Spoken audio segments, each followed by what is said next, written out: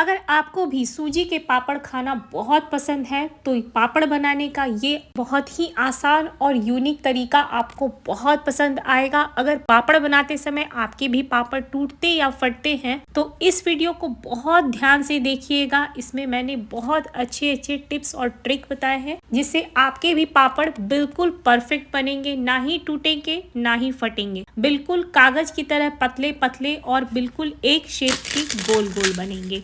बनाना बहुत आसान है और जब भी इस पापड़ को आप फ्राई कीजिएगा तो अपने साइज से डबल खिल के ये तैयार होते हैं। ये देखिए, मैं आपको दिखा भी रही हूँ। बनाना बहुत आसान है। तो चलिए हम एक बार इस रेसिपी को देख लेते हैं। तो इसके लिए हम यहाँ पे ले रहे हैं आधा कप सूजी। सूजी का साइज आप देख सकते हैं, मीडियम साइज वाला यहाँ पे सूजी है, बहुत मोटा भी नहीं है और बहुत बारीक भी नहीं है। मैं आपको हथेली पे भी रख के ये दिखा देती हूँ। ये देखिए, है ना, मीडियम साइज वाला सूजी है। तो हमें इसे ग्राइंड करना है क्योंकि इस पापड़ को बनाने के लिए हमें बिल्कुल बारीक वाली सूजी चाहिए। तो अगर आपके पास बारीक वाली हो तो आप लें, नहीं है तो मेरी तरह ही आप इसे भी ग्राइंड कर लें और कोशिश करें इसकी बारीक से बारीक पाउडर बनाने की। जितना बारीक आप बना सकते हैं बना ले। तो ये देखिए, बहुत पाउडर की फॉर्म में तो ये नहीं आया है, हल्का सा जैसे नमक मोटा होता है उसी तरह का ये बना है। तो अब हम क्या करेंगे, इसे एक्स्ट्रा केयर के लिए इसे एक बार चाल जरूर लेंगे। आटा जिस चलनी से हम चालते हैं उसी से हम चाल लेंगे, बारीक वाली चलनी से, ताकि अगर इसमें कोई मोटा चंक्स हो तो वो निकल जाए। तो अब हमने छान लिया है इसे और ये ढक्कन के ऊपर तो पाउडर ही जमा होता है, तो इसे भी हम अच्छे से झाड़ लेंगे। तो ये देखिए, ढक्कन से भी हमने ले लिया। अब इसमें बाइंडिंग के लिए मैं यहाँ पे डाल रही हूँ 2 चम्मच मैदा।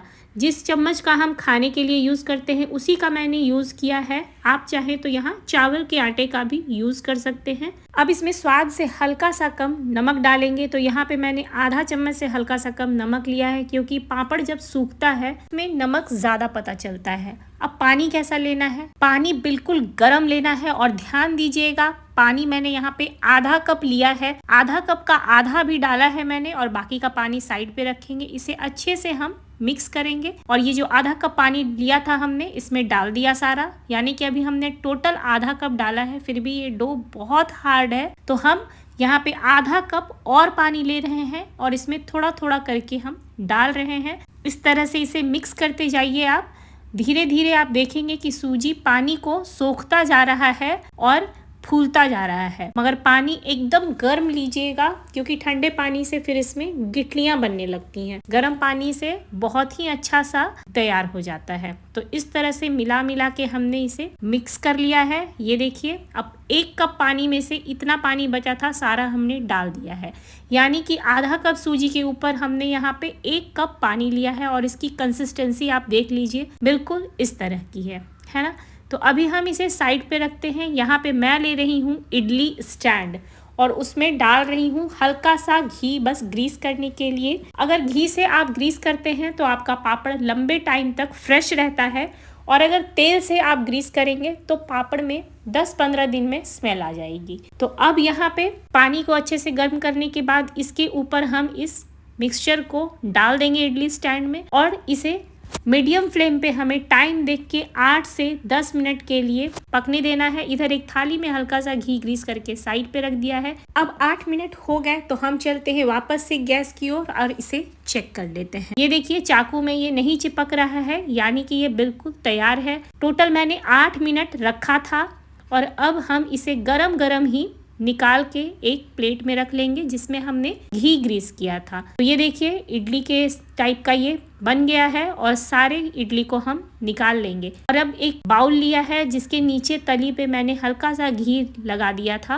और अब बाउल के तले से हम इसे अच्छी तरह से इस तरह से मैश करेंगे ताकि अगर इसमें कोई गिठली हो तो ये गिठली निकल जाए। अब स्पैचुला से आप सारे सूजी को निकाल लीजिए, प्लेट से भी और बाउल से भी। अब आप देखेंगे इसमें ज़रा सी बाइंडिंग आने लगी। तो इसकी बाइंडिंग और भी स्मूथ करने के लिए हम इसे डालेंगे एक प्लास्टिक पे। प्लास्टिक वही लीजिएगा जो खाने पीने के सामान आते हैं ना साफ, उसके ऊपर हम इसे रख देंगे और अच्छे से इसे मलेंगे, जैसे आटा मलते हैं ना। तो तो आप देखेंगे ये बिल्कुल आटा के फॉर्म में, एकदम डो के फॉर्म में स्मूथ सा बन के तैयार हो जाता है। तो एक प्लेट पे रख के इसे हम ढक देंगे। ढकना बहुत ज़रूरी है, नहीं तो ये ठंडा होगा तो बहुत हार्ड होते चला जाता है। यहाँ पे पापड़ बनाने का मैं आपको 2 तरीका बताऊंगी। पहले तरीके में मैंने एक प्लास्टिक लिया है और जितने बड़े साइज का आपको पापड़ बनाना है उतना बड़ा आप डो लीजिए और इसे वापस से ढक दीजिए। प्लास्टिक के ऊपर हमने इसे रख दिया है डो को, और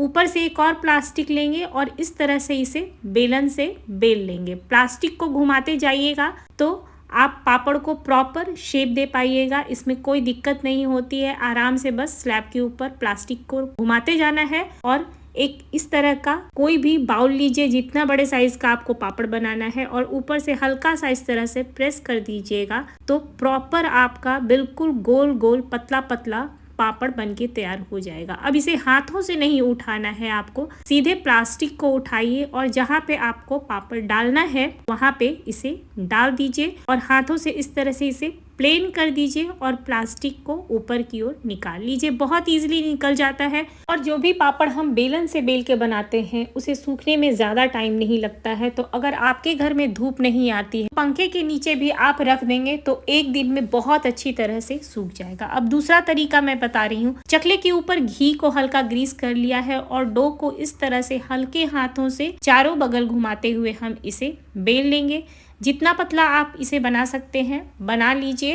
ये देखिए इस तरह से मैं इसे आराम से बेल रही हूँ और उसी बाउल में किनारों पे घी ग्रीस कर लेना है और इस तरह से कट कर देना है। तो दोनों ही तरीका बहुत आसान है, आपको जो भी पसंद आए आप उस तरह से इस पापड़ को बना सकते हैं। तो इसी तरह से मैंने सारे पापड़ को बना लिए हैं और इसे मैंने फैन के नीचे ही रखा है। एक पूरा दिन लगा मुझे इसे सुखाने में और एक दिन में ये परफेक्ट सूख के तैयार हो गया। और सूखने के बाद ये बिल्कुल शाइनी सा, पेपर से भी पतला ये पापड़ बन के तैयार होता है। देखने में भी बहुत सुंदर लगता है। अब इसे हम फ्राई कर लेते हैं। तो फ्राई करने के लिए तेल को पहले बहुत अच्छी तरह से गर्म करना है, उसके बाद फ्लेम को हमें लो पे कर देना है, उसके बाद ही हमें पापड़ को फ्राई करना है। तो परफेक्ट ये खिल के तैयार होता है और बहुत क्रिस्पी होता है। सारे पापड़ बहुत ही सुंदर हैं और बिल्कुल खिले हुए हैं।